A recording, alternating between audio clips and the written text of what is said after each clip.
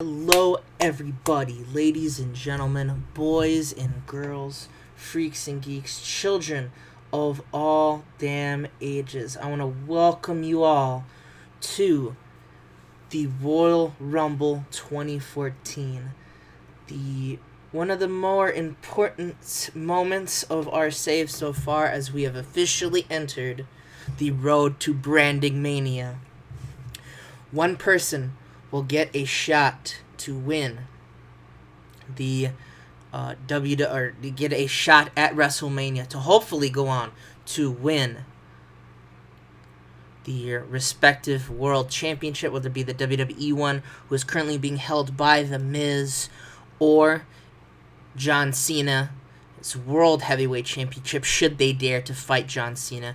And we have a stacked card as usual. We have, in the main event of the evening, The Miz defends his WWE title in a fatal four-way with fellow Dynasty member Randy Orton, Brock Lesnar, and John Morrison. Randy Orton, the wild card here, obviously with loyalties to the Dynasty.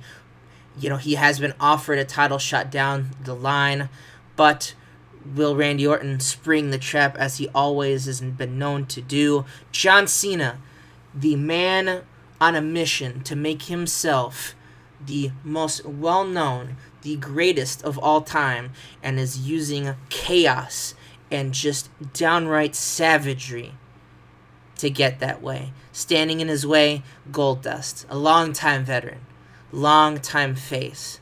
He may have the makeup on, he may have the suit, but he demands some form of respect from John Cena. He demands that championship across the shoulders, the championship that he wants to win. Other matches include Daniel Bryan and CM Punk, two mega stars, two icons of this sport. One will be made a little bit more iconic here tonight. And then both of them are going to be in the Royal Rumble. So if they can win that match, can they go to WrestleMania? And last, at least to really hype up matches, but not least, the Coven, led by Astra Duna, holding a stranglehold on the recently won Divas title, faces the former champ AJ Lee in her rematch. Can this odd group of people survive? And the Coven, I forgot, I should have written that down because I'm an idiot. The Coven, a band from ringside, all three other members, of the Coven, banned from ringside. Can they get the win with their leader, master, whatever they are, for this event? We'll just have to see. And ladies and gentlemen, it's officially time for the Royal Rumble. As sad as this is, there just was not enough time, so unfortunately this match was bumped to the pre-show. England's finest taking on the team of Alex Riley, Tokyo Pimp, and Evan Bourne, and they actually do pick up the win. The plucky youngsters pick up a much-needed win when Evan Bourne hits a Here It Is driver onto Douglas Williams for the count in 12:57. It is unfortunately that this match had to go on last, especially considering the amount of work that these men have put in. But again, there just was not enough time with the Royal Rumble. That was my bad. And unfortunately, that mistake will not happen again. But the faces pull up the much needed win. England's finest, have been dominating these three men over the weeks. They finally get a commoditum of revenge against them as they move on to the actual pay-per-view event. And we have just a pay-per-view in-show for the Royal Rumble. All the feuds that I've talked about, all of that. We Own It by 2 Chainz playing in that background. And Wiz Khalifa, which was, I like to use the historic events. But, a lot of stories going on, a lot of hype in this Royal Rumble match. And we have our first match, which is going to be Perfect Fortunes defending the Tag Team Champions against The Shield and the Saviors of Perfection. The WWE Tag Team Champions on the line. And in a 95 A-star match, 14:59, Dolph Ziggler defeats Damien Sandow with the Dream Street to Zigzag combo with Ted DiBiase Jr. Defense number 2 for our World Tag Team Champions. Obviously, being carried by the fucking astronomically awesome team of Dolph Ziggler and Ted DiBiase. Sorry, Corona. The awesome, just both 100s. Fucking fantastic. Dolph already was doing pretty good. He dipped to upper mid Carter for a little bit. Is back to main eventer. Ted DiBiase on just a amazing streak. He is a future main eventer in the works. And, the Shield tried their best. Roman Reigns was out there, but the wild card factor of the Saviors of Perfection proved to be the downfall for the Shield. Will this be the last we hear from the Shield in Perfect Fortunes? We'll just have to see. But we do have the next match. Astrid Dunla and AJ Lee for the Divas Championship. Astrid, of course, her coven members are banned from ringside, but she has a lot of tricks up her sleeve. This is one of those matches where you pit, which I really like. This is, talk about, personal preference. I was watching a lot of Silly Talk recently, being quarantined in my house, or I will be shot by the National Guard. That's not true. I'm doing fine, obviously, and I hope you're doing as well. But anyway, watching this, he likes to talk about, what his personal preference in wrestling is, because when you book TEW, you're going to book what you want to see. And one of the things I like is you just take a wrestler, because I don't think every person needs a gimmick. I think that's a bad idea, because then you're just watering the gimmick down, hence, the whole new generation era. But I love it when you take a straight-laced wrestler like AJ Lee, someone who's like, especially with women, she's like, I want to prove that women can wrestle just as good as the men, versus this fucking crazy lady who's apparently a witch who uses magic. It's a great dynamic. I think it's fun. It makes for a great match. But this match, basically Astrid, whenever she's in control, it's because she is cheating and she is using some kind of weird voodoo shit, of course. At the same time, whenever AJ Lee gets the chance, she just out-wrestles her completely. She just dominates Astrid when it comes down to actual wrestling. And it looks like AJ is going to get in that zone when all of a sudden some just lady that we have no idea who she is runs out and just trips up AJ. Simple as that. Ref's back was turned, or by Astrid doing that. Astrid then runs in, hits the Path of Blood to make defense number 2 the shocking win in a 90A against AJ Lee. Astrid pulls out all the stops and defends the Divas title with help from somebody. And all of a sudden, all the people, all the coven, when the woman has left, the woman, the women of the coven show up. They pose in front of the belt. The faces help AJ Lee up, who's obviously distressed. Even Madison Lane is there. She's just kind of watching on, just interested in what's going on. She's like, neat. But, she is still a heel. So all of these men God, can I fucking talk right for once in my life? All of them just watching on as Astrid has seemingly done something, somewhere, somehow, to won the Divas Championship. And I believe, yes. And then, oh man, we have this match. Daniel Bryan and CM Punk. Two guys who have gone on and done a lot of stuff. The question here on the mind is, what will the match really be rated? Like, at least in the fans. But the question between these two is they don't care what the match is rated. It could be a 1-star match. But they want to win to prove to the other that they can do it. This is just about one-upping the other. There's, not a lot of discontent here, or, anger.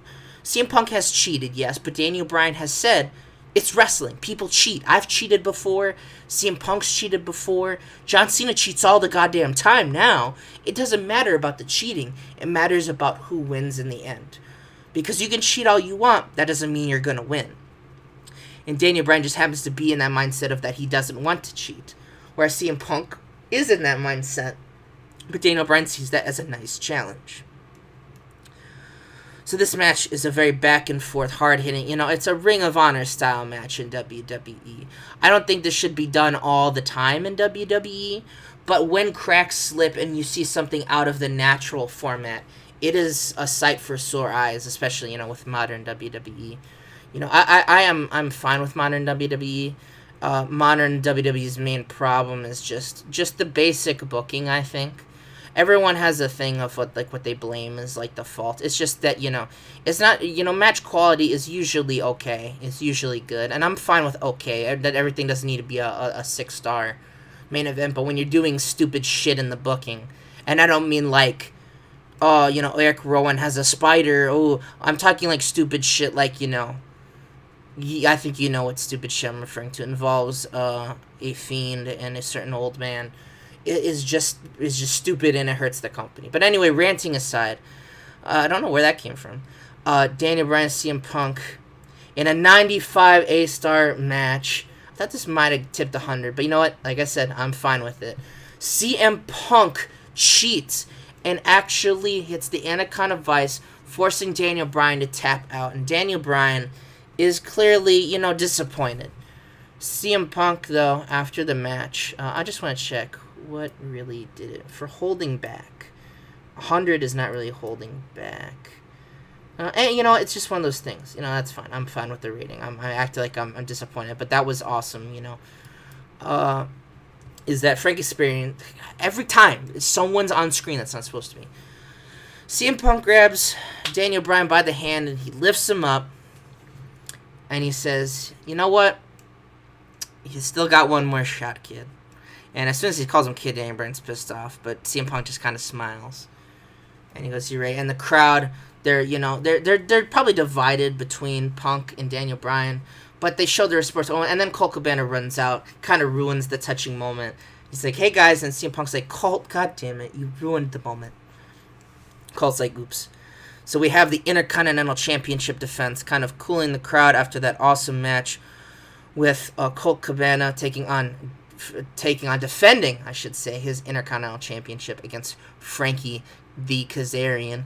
And that match does an 82B as Colt Cabana defeats Frank Kazarian 17-11 with a Colt 45, making defense number 5. Has it really been 5 defenses of his Intercontinental Championship? So Frank Kazarian just could not get it done. He put in a great effort. He was visibly tiring, but Colt Cabana has just improved leaps and bounds. He seems to have found himself in a good environment here in the WWE. Colt Cabana, obviously, and I just want to say, because I know I've mentioned I'm a Colt Cabana mark, as from Chicago. I think the greatest thing that has put hope into the world since this whole coronavirus thing is Kip Sabian walking over to Colt Cabana after Kip Sabian talks smack about him, gently slapping his chest, Colt slapping it back, Kip Sabian slapping him, and then Punk just bitch slapping him across the face going, yeah, I'm a wrestler. Like, I'm not scared of you. You're just a dude that I work to wrestle with. That, honestly, that happened, obviously, on Dynamite. That is the funniest shit I've ever seen. Like, it's just, the way it happened, it was just so great. But, enough sucking cock. Let's get to the next event. That came out really weird. No! John Cena's championship entrance is your standard affair. He comes out, there's no real pyro. It's just his presence alone has created some. It's, you could say it's like The Undertaker. When you see The Undertaker, like him or not, think he's old or not, you go, oh shit, it's The Undertaker. But that is a thing of legacy. That's a thing of respect. John Cena's thing goes, oh, it's John Cena. He's gonna fucking kill somebody. It's not something that you should be proud of, which is odd for Mr. Cena. But, he cuts a hell of a figure, especially after all the things he's done. I would list them all, but I just can't. You have to watch the whole series. Wink, wink, nudge, nudge, waka, waka. But, Goldust comes out, and, someone wrote in the comments, I believe it was Nonverbal Pie, oh, Dustin Rhodes. No, he just comes out as Goldust. Because, to him, this is who he is in the WWE. He is Goldust. He was given this gimmick as a joke. It was supposed to not get over as it has. But he has come out today to prove to the world that he can do it. He's made the gimmick his. You have to admit that, the long history of it. And it's not even just a gimmick. It's just as a thing. It doesn't matter what he is. He could be the natural. He could be the American Nightmare, since, Cody took that. Not as, plagiarism. They're fucking related, so it doesn't matter. Or Goldust. He can beat John Cena. And this match is, the thing with, Dustin, even to this day, he can do a great brawl. It's a lot of simple stuff. He goes toe-to-toe with John. He never brings out the weapons. John, of course, does, because he always has to. But because this isn't like a no disqualification and I quit, he has to be sneaky about which Goldust reads off. So every time John tries to bring out some of those weapons, the ref's attention is brought back to it. He's trying to cut off that lifeline that seemingly has become John Cena. But you quickly find out that that's just simply not enough, because John is, at the end of the day, a great wrestler. He will be in the Hall of Immortals, but is he the greatest of all time? It's hard to say, and I don't think doing it this way would do it. Hopefully you don't either. So it just should be no surprise, though, that in a night... Whoa, that match did way better than I thought it was going to do. Holy shit. Awesome match. John Cena defeats Goldust in 2084 with the Attitude Adjustment. John Cena makes defense number 11 of the World Heavyweight title. Goldust tried, man. He really did. You know, he put in the effort. You know, it's not, but this is not like Punk and Bryan. John Cena doesn't give a shit. This John Cena cares about one thing. And one thing only. And that's to become the best. And with the 11th defense of his World Heavyweight title, and soon to be going to WrestleMania, it's going to be interesting to see. Can he get the 1 year record? It's just hard. It's hard to tell. Oh, you know what? I have my phone, so let me make sure. That it's time for the Royal Rumble. It is time for the Royal Rumble, everybody! Yay! We just feature a bunch of people in the Royal Rumble. Now, how the Royal Rumble is going to work is this video is going to cut, and I'm basically going to be stealing, the presentation format from, 64, unfortunately. I tried to do another format, but it just didn't work. It's going to be an interesting format. It's going to involve having Photoshop, having a recording, etc., etc. But you will see the actual Royal Rumble, and then we'll cut back to the actual rating of the Royal Rumble itself. So I will be right back, and I will tell you how the Royal Rumble went down. So get ready for it. Here is the 2014 Royal Rumble. Hey guys. No, I fucking already did the intro. I'm an idiot.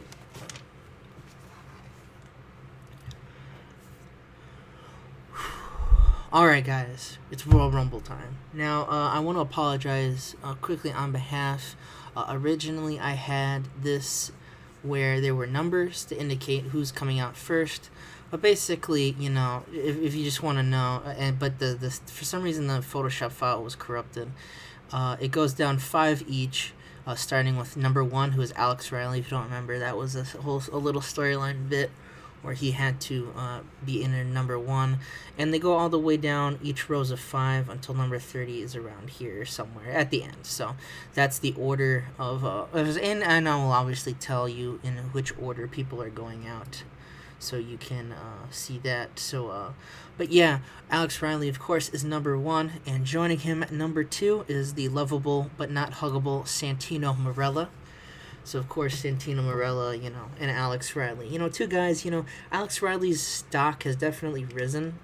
So, you know, if you, putting, it would be a very hard guess, but putting your money on Alex Riley would be very, very interesting.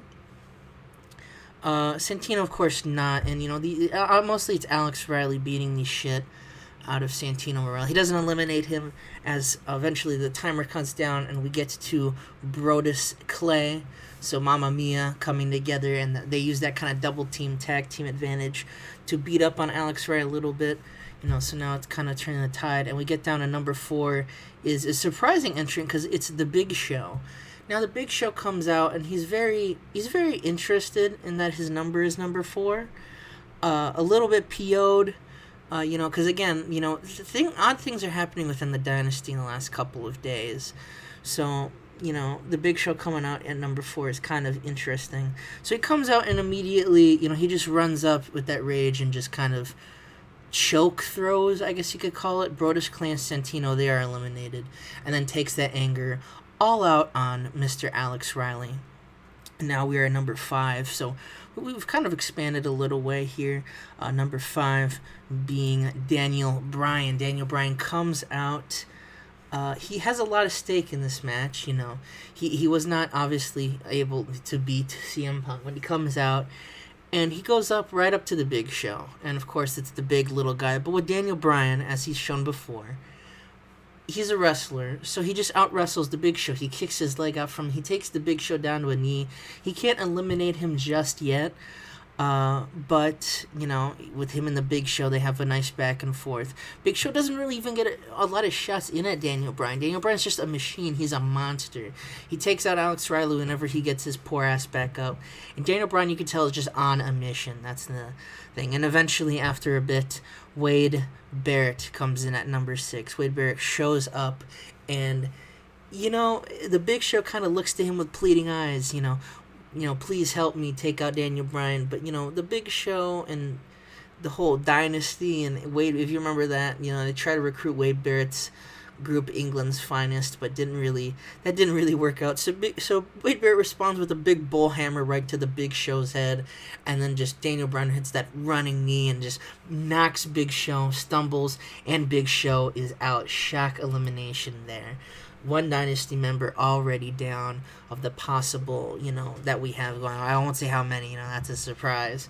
And speaking of surprise, after Daniel Bryan, Alex Riley, they team up on Wade Barrett, especially Alex Riley just goes right after Wade Barrett, as you could probably guess.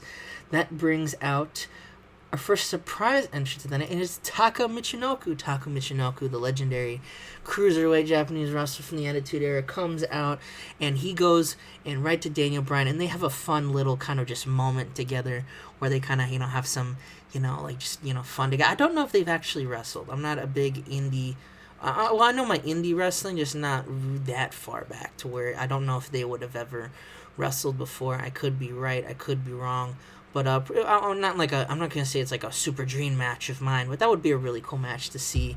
And they have that basic little match in the 2 minutes it takes, and that's when Sabin comes out. Sabin is number 8. No eliminations taking place in between. Sabin just comes out, and that's when Alex Shelley also comes out. So both members of the Motor City Machines come out into the Royal Rumble as they said they would. And basically, Taka Michinoku and Daniel Bryan have a little tag match between these two. Because, again, Alex Riley and Wade Barrett are literally just beating the fuck out of each other in the corner. So they have a fun thing. But, of course, the tag team specialists in this scenario, because they're basically having a tag match where you have to throw the other over ropes, they manage to knock out Taka Michinoku. So poor Taka Michinoku not going to go to WrestleMania, unfortunately. But, what can you do? Next we have, I'm trying to remember who's in what order. Why am I freaking out? I know the damn order. Oh, R-Truth. R-Truth comes out. Sorry, I was misplaced my book there. He is number 10. So, we're down to number 10 already. R-Truth doesn't really do anything really spectacular. He's R-Truth, He probably maybe has a comedy moment with the Motor City Machines. That could be funny. But then number 11 comes out. Alberto Del Rio comes out. Probably has a thing with R-Truth, maybe Daniel Bryan. Fun SmackDown versus Raw rivalries going on here. All things considered. But then that's when Sami Zayn enters. Sami Zayn comes out, and he goes for the Motor City Machines. These tag teams, you usually, if there's not anybody in the Royal Rumble, I guess you would just go for the first guy. But Sami Zayn, he's like, I've beaten the Motor City Machines. I know the Motor City Machines. They're probably sore about losing that tag title after WrestleMania. So that built-up anger goes in there, and he starts brawling with the Motor City Machines, leading to, a fun moment. And he's beaten down, especially Alberto Del Rio joins in on it. But during all this chaos, Alex Shelley has managed to be eliminated. Alex Shelley taken out by maybe like a haluva kick out of the ring. And then Alberto and Sabin, an interesting kind of combination, start working over on Sami Zayn. All these people in the ring, not really much. I've had to explain Royal Rumble matches, as I've said before. Nicholas Magnus enters. Number 13, the unlucky number 13. Let's hopefully that he avoids that. Maybe Magnus is going to the Wrestlemania. He's not going to WrestleMania. That's just a fact. Now you've got your boy Zack Ryder comes out all hip. He's ready. He's mean. He won his spot in the Royal Rumble from Mark Henry, so he probably goes for he probably has a moment with Wade Barrett, Alberto Del Rio. That would be an interesting tag team. All things considered, they're going out. Sabin is trying to punish an already beaten down Sami Zayn, trying to get all that in there, but it's just not doing too good. And that's when number 15, the halfway point, comes out, and it's Kane. And as soon as Kane comes out, some shit's gonna come down. Magnus tries to run at him. He's getting eliminated right off the fucking top rope. He's gone. Of course. Next one to go, R-Truth gets a choke slam. See ya, and thanks for coming, buddy. Sami Zayn, because Alberto goes back to helping Sabin. Sami Zayn manages to, maybe he's going for that, he's going to try to break the arm. See, maybe, I don't know why you would do that, but, Alberto's not the smartest guy. Tries to go for that.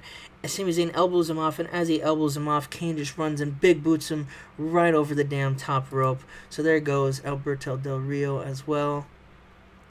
And then we have Wade Barrett comes out. Wade Barrett kind of comes in to say, what's up. He doesn't get eliminated, of course. Wade Barrett, he's a big guy, so Kane can't manhandle him as well. And, Kane's doing his best, but as he goes to try to eliminate Wade Barrett, Daniel Bryan runs up and just knees the fuck out of Kane and eliminates him.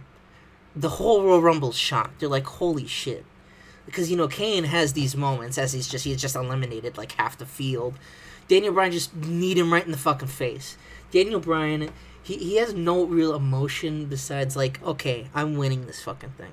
Daniel Bryan wants to win this so bad. He needs it. And after all that chaos, in comes number 16. It's Kevin Steen. Kevin Steen rushes to the ring, helps out Sami Zayn, and quickly, pretty much, they eliminate Sabin. Sabin gone. The Motor City Machines gone. See ya. Thanks for coming, everybody. It was nice knowing you. Kevin Steen then goes to rush over to Sami Zayn, who is, he's pretty hurt, after all these things. And then out comes FCW, man, Big E. Big E obviously making some dark match appearances, but Big E Langston, I think he might have been on TV a couple times, but I doubt you would have really remembered it. So being in the Royal Rumble is a big debut for Mr. Langston. He comes out, he cuts a hell of a figure. This is his main real impression. He runs out, he's going to town. He's knocking down Sami Zayn, knocking down Zack Ryder, knocking down Alex Riley. And I actually manages to gorilla press Kevin Steen over the top rope, quickly eliminates Sami Zayn's back in that troublesome position as he's had. And then number 18 comes out, and it's Goldust. And Goldust is limping. He's fucked up. He should not be in this match. The commentators reveal on commentary, that they basically say that Goldust was told not to enter this match.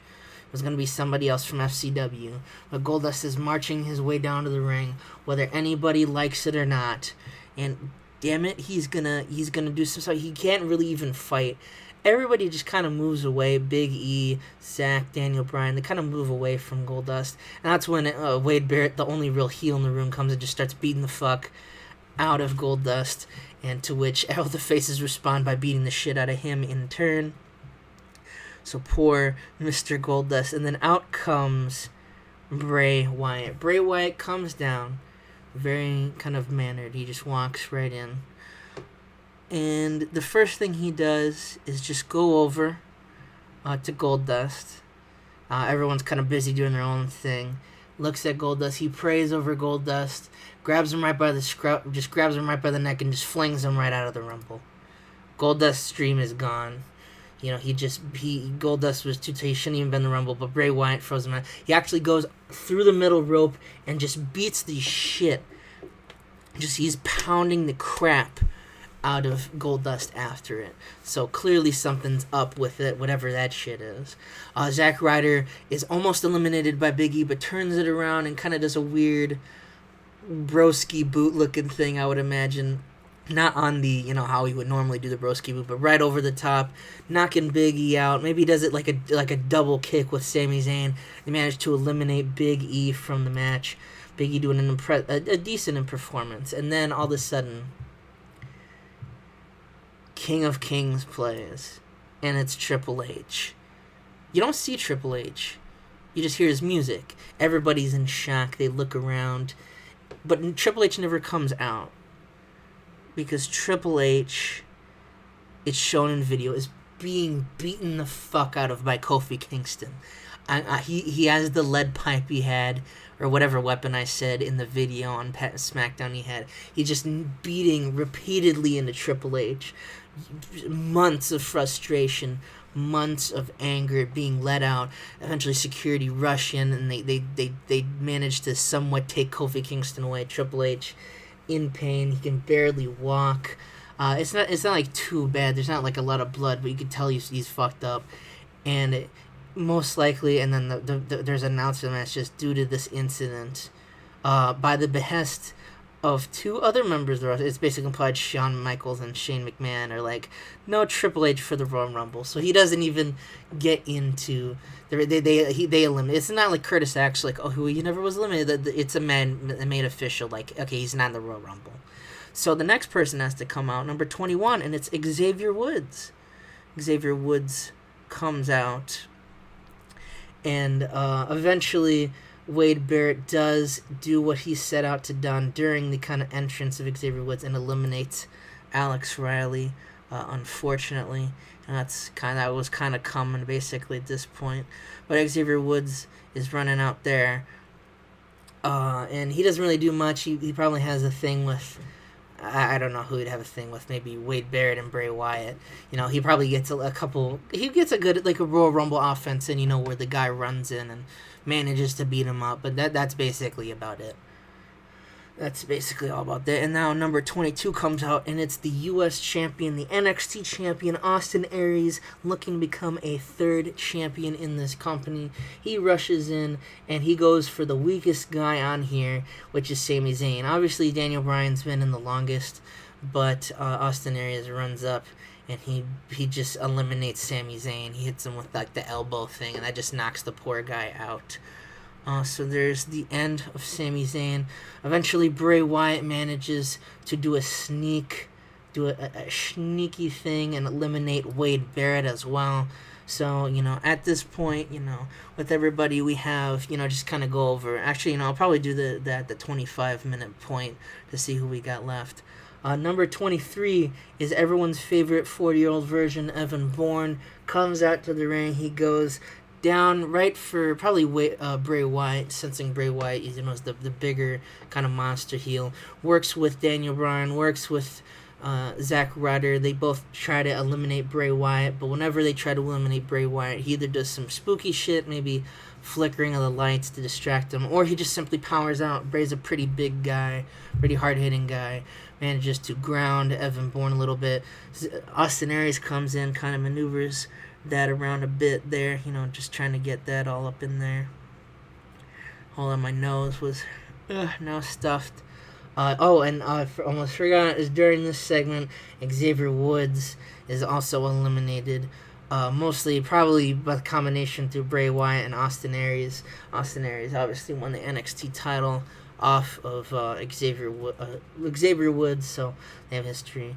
Number 24 is Doug Williams. Doug Williams, veteran of the British independent scene, member of England's finest, comes down for his Royal Rumble debut, and he does some impressive moves. He takes out Austin Aries. He probably misses that European Championship he had.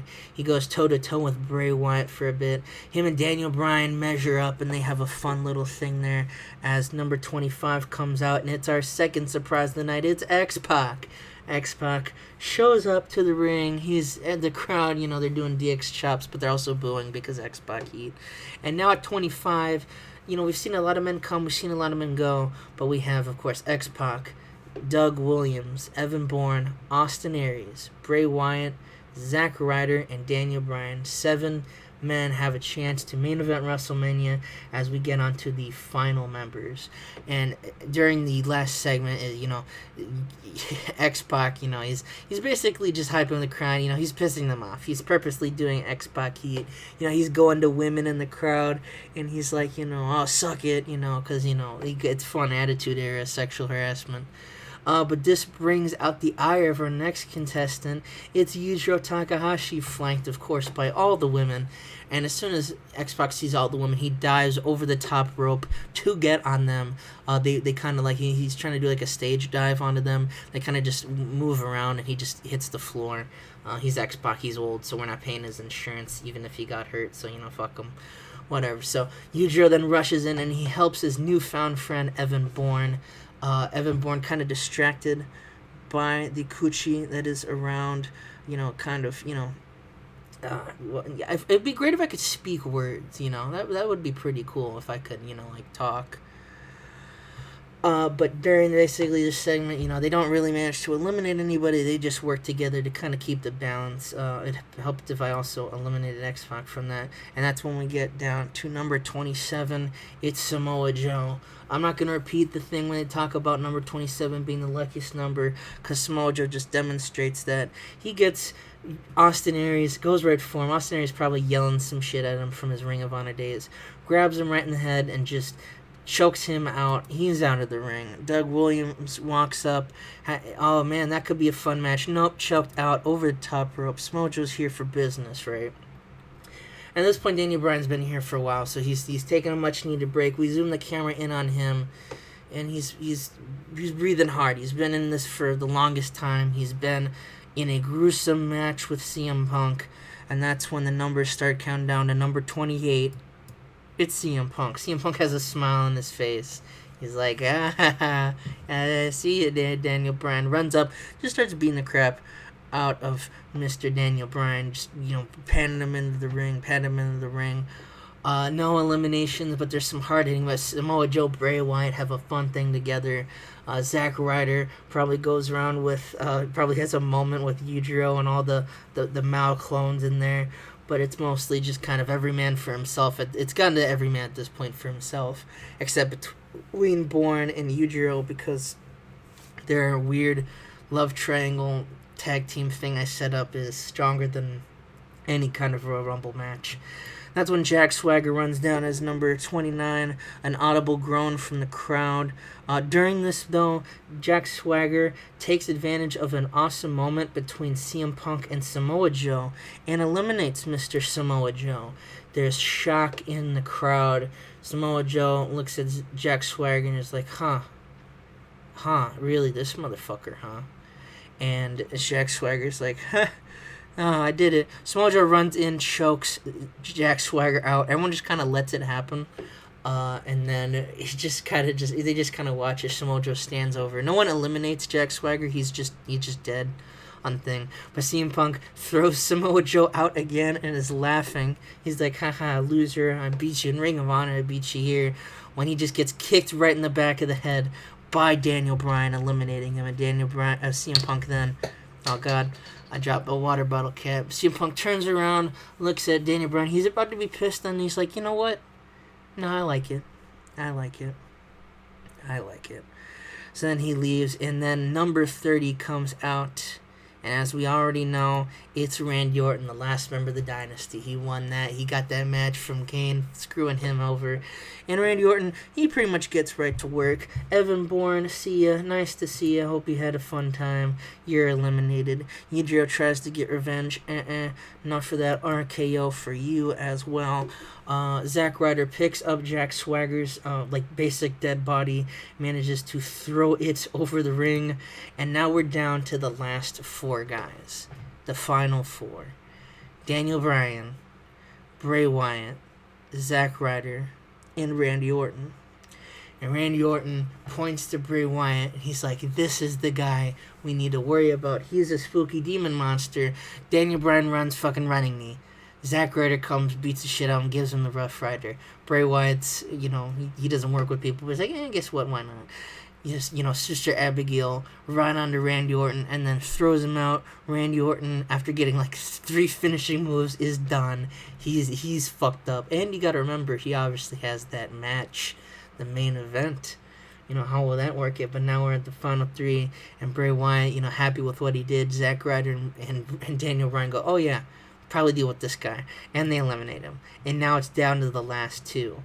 2 really kind of, well, I would say one of them is a very clear kind of top main eventer, but another is an emerging superstar. The crowd is hyped. There's yes chants. There's Zack Ryder chants. 2 faces, they shake hands, and then they just start going to town. Daniel Bryan obviously is the better wrestler of Zack Ryder. Zack Ryder is not a technical guy, but, Zack still pulls up some, moves when he has the chance. We get Rough Riders countered, running knees countered, the yes lock probably is countered, but kind of that submission-based style doesn't really work for the Royal Rumble, but it does put you in an advantage where you can't use one of your limbs. If you can't use one of your arms to keep yourself in the Royal Rumble, you're screwed. And that's what Daniel Bryan pretty much goes for right here. And Zack Ryder basically has him. It looks like Daniel Bryan's about to go to the top. No. Turns around. Kick to the head. Zack Ryder falls out. And ladies and gentlemen, Daniel Bryan has won the Royal Rumble match and is going to WrestleMania. And I still can't believe that Daniel Bryan did it. Daniel Bryan wins the Royal Rumble. It was an incredible Royal Rumble. You could tell I'm making the joke is that I don't know how it is. It went 60 minutes too. Holy shit. Actually, that's the average length for Royal Rumble. I don't know what I'm talking about. But, let's see, Zack Ryder being the final elimination. Yeah, that's true. But Daniel Bryan got the most eliminations over the course of the match. CM Punk set the record for, actually, that would be, I think, now I have the notes here for when I actually do it. But I believe that Daniel Bryan would last, Daniel Bryan would just last the longest because he won it, you fucking idiot. But yes, Daniel Bryan succeeds in winning the Royal Rumble. And now we move on to, I cannot remember. Yes, we have the Ultimate Fan Experience winners announced. We have basically a recap shown that we're taking a break to deal with the Kofi Kingston incident from the Royal Rumble and Triple H. He has tried to seek medical attention, but he was refusing it, and he's walking out to the Dynasty locker room yelling about how he needs to fix this. So then Michael Cole says he is here and he's going to spin the big old wheel. And here we have the wheel right here. I have everybody's name down that has commented. I have everybody's name that has done it. And now we will spin the wheel, make a deal, see who gets to win the Ultimate Fan Experience. Here we go. Who's it going to be? And it's Nonverbal Pie. Nonverbal Pie, was one of the, I believe he might have been tied with Root Beer Milk as the most comments on all the episodes. 64 had a lot of good ones too, and there's some other ones, that were there too, but Nonverbal Pie's one. Nonverbal Pie, you are the Ultimate Fan Experience winner. You will be at Raw after the post Royal Rumble Raw, and I'll probably leave a personal email that's not really important if it's out there. Please don't put it on pornography. God damn it, no, people are going to do it. Here's an email address, and send me some message. I will get back to you with who you can book for the WrestleMania pre-show. And yes, congratulations to Nonverbal Pie for winning the fan experience. Sorry for the awkward cut there. That was because some noises made on readers. So basically we see a cameraman with a live feed on the camera, it should be noted, kind of sneaking a peek at the Dynasty locker room. You're not supposed to be seeing this conversation. And Stephanie, Triple H, and Randy walks into the room. Triple H is obviously hurt from his beating taken by Kofi Kingston as Randy Orton walks into the room. And he's not obviously he was number 30. He didn't put in as much effort as the others, but he's hurting. He's off his game, and Triple H is like, "What do you want, Randy?" And Randy's like, "I don't want to be in this match. I don't want to be. I want to win the WWE title when I'm 100%." Triple H is like, "What'd you just say?" And he's like, I don't want to be in this match. I know you can make it happen at some other point, but I want to be able to know that I can win." And Triple H just shoots up. There's pain, and so he almost collapses. Stephanie helps him up. But Triple H, maybe he's on crutches or something. That's kind of fucking cringy. So probably not happen. He walks right up to the Miz's face, and not the Miz, Randy Orton. He goes, "Listen here, you little shit. This is not about you. When I told you you'd get that title shot, yeah, you will. But this is not tonight. You need to shut the hell up and do your job. The Miz sucks. The Miz is a piece of shit. He can't wrestle John Morrison, let alone Brock fucking Lesnar, without help. Now, Big Show, Kane, they're gone.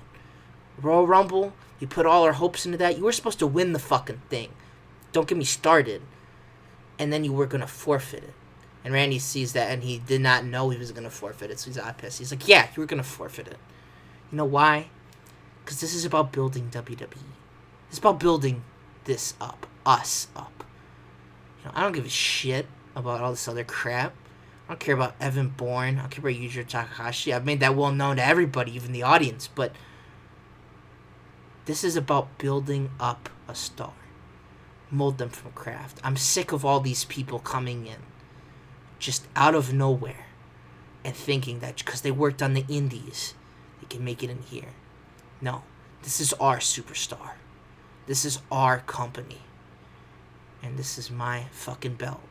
And I will do what I want with it. So when I say you go out there and you help the fucking Miz, you'll go out there and you help the fucking Miz. Get the fuck out of here. Randy is pissed, but you know what? He's like, "Okay." And he walks off. And then we have... Oh, God damn it. I was going to hype this up, but yeah. Well, this is actually really kind of sad rating. I'll check it down, but The Miz, Randy Orton, Brock Lesnar, and John Morrison, they all go toe-to-toe. Brock Lesnar comes in just swinging against everybody and anybody he can get his hands on. He F5s everybody.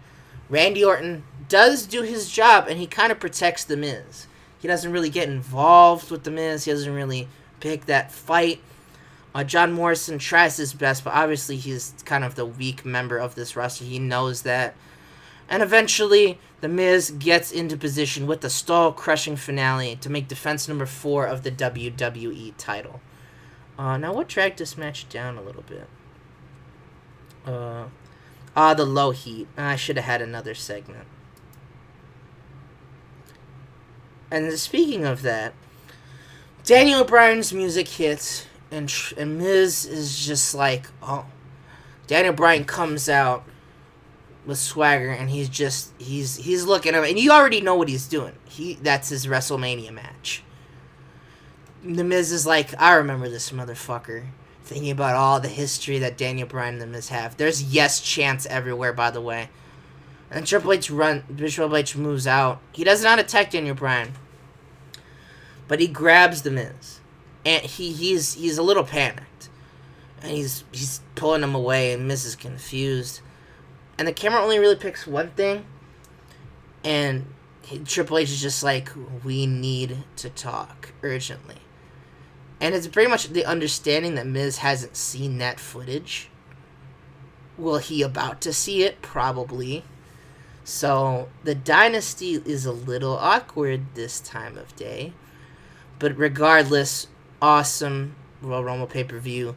Daniel Bryan and The Miz is set for WrestleMania for the WWE Championship. And we end the show there. Let's see what the final grade was. 96 A star. Awesome. Pop up in 16 regions. this was an awesome show. I don't know why, but I loved booking. Hopefully the Royal Rumble is edited and I have a couple editing stuff to do in this episode. But wow, just a great card overall. Thank you guys for watching, and I'll see you guys for the next episode of Monday Night Raw.